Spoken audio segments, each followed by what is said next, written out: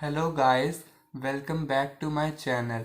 In our previous lecture, we discussed about the classification of crystalline solid, lattice and unit cell. Now, today we are going to discuss about the unit cell. What is unit cell? The smallest three-dimensional unit which can form lattice after repetition is called unit cell. Unit cell हमारी दो type की हैं, simple और primitive unit cell, second non primitive और centred unit cell.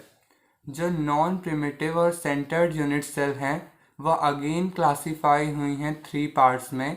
First is the face centred, second is the body centred and third is the end centred. First, simple और primitive unit cell. The unit cell in which the constituent particles are present only at the corners. वो unit cell जिसमें constituent particles कहाँ present हो? सिर्फ corners पे, उसे हम कहेंगे सिंपल या प्रिमिटिव यूनिट सेल। एग्जाम्पल क्या है इसका? ज़्यादातर हम एग्जाम्पल में क्यूबिक यूनिट सेल ही लेते हैं, जिसमें क्या होता है A is equal to B is equal to C और alpha is equal to beta is equal to gamma which is equal to 90 degree. और इन्हें हम सेल्फ पैरामीटर्स भी कहते हैं। इन्हें हम सेल्फ पैरामीटर्स भी कहते हैं। जो E है और B और C, E क्या है? लेंथ, B क्या है? विड्थ और C क्या है? हाइट। ऐसे ही जो अल्फा, बीटा और गामा, ये तीनों एंगल हैं और इन दोनों को हम क्या कहते हैं? Self parameters. फॉर एग्जाम्पल हमने एक क्यूब लिया जिसके क्या हैं? 8 कॉर्नर्स हैं।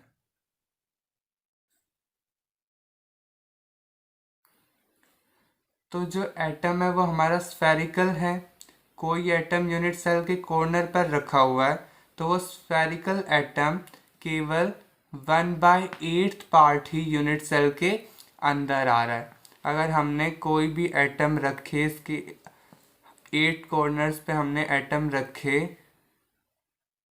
तो इसका बस 1/8 पार्ट ही यूनिट सेल के अंदर आ रहा है।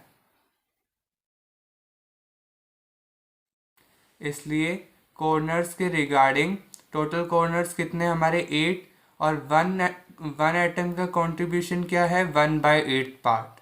तो टोटल एटम कितने हुए इस क्यूबिक यूनिट सेल में? 8 into 1/8 which is equal to 1 atom. Means simple और प्रिमिटिव यूनिट सेल में कितना एटम होते हैं? Only 1 atom. सेकेंड है हमारे पास नॉन प्रिमिटिव और सेंटर्ड यूनिट सेल। इसका फर्स्ट पार्ट क्या है? Face centred. फेस सेंटर्ड में जो कॉन्स्टिट्यूएंट एटम्स हैं वो कहाँ कहाँ सिचुएटेड होंगे? कॉर्नर्स पे और फेस पे। तो एक क्यूब के टोटल कॉर्नर्स कितने हैं? 8। First, second, third, fourth, fifth, sixth, seventh और एट्थ। और फेस पे सिचुएटेड होंगे फर्स्ट, सेकंड, थर्ड, फोर्थ और ये दो अपोजिट फिफ्थ और सिक्स्थ। तो टोटल एटम्स कितने होंगे फेस सेंटर्ड में? कॉर्नर्स के रिगार्डिंग तो हमने कर लिया था कि 8 इंटू 1/8 पार्ट एक एटम का, तो ये 1 आ गए। और फेसेस टोटल कितने हैं? First, second, third, fourth, fifth और sixth.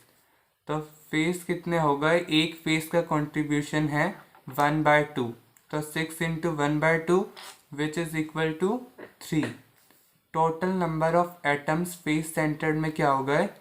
Corners 1 plus faces 3, 1 plus 3 which is equal to 4।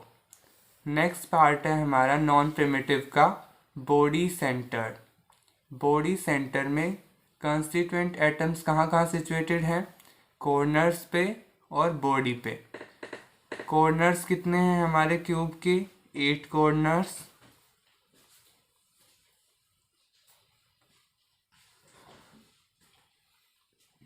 और एक बॉडी में सिचुएटेड होगा, एकदम बॉडी सेंटर में, तो ये बॉडी सेंटर्ड वाला एटम। तो टोटल एटम बॉडी सेंटर्ड में कितने हो गए? 1 तो रिगार्डिंग कॉर्नर और 1 रिगार्डिंग बॉडी, तो 1 + 1 which is equal to 2। Non primitive का हमारा थर्ड पार्ट है एंड सेंटर्ड। एंड सेंटर्ड में कंस्टिट्यूएंट एटम कहाँ कहाँ सिचुएटेड हैं? कॉर्नर्स पे तो होंगे ही होंगे, और कहाँ पे होंगे? एंड में सिचुएटेड होंगे।